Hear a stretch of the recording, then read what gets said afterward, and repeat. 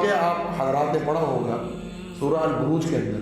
قتل اصحاب الاخدود النار ذات الوقود، کہ خندقوں والوں کو قتل کر دیا گیا جلتی ہوئی بھڑکتی ہوئی آگ کے اندر۔ تو یہ واقعہ احادیث کے مطابق جو پیش آیا تو اس کا جو محل وقوع بنتا ہے وہ یمن کا بنتا ہے، اور یمن میں لوگوں نے جو دین قبول کیا تھا وہ عیسائیت کا دین تھا۔ اس وقت ایک بچہ تھا، اس بچے کی تبلیغ سے متاثر ہو کر لوگوں نے جو دین قبول کیا اس وقت وہ عیسائیت کا دین تھا، اور اس وقت وہ توحید پر مبنی دین تھا۔ اور جو بادشاہ تھا ذو نواس جس کا نام تھا، وہ خود اصل میں یہودی تھا، لیکن بعد میں ان کے یہاں چونکہ شرک بھی داخل ہو گیا تھا، لہذا یہودیت کے ساتھ ساتھ وہ اپنی عبادت کی بھی تعلیم دیا کرتا تھا، اپنے آپ کو بھی معبود بنایا کرتا تھا۔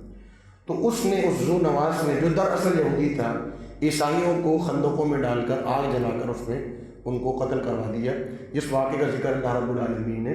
سورہ البروج کے اندر فرمایا ہے۔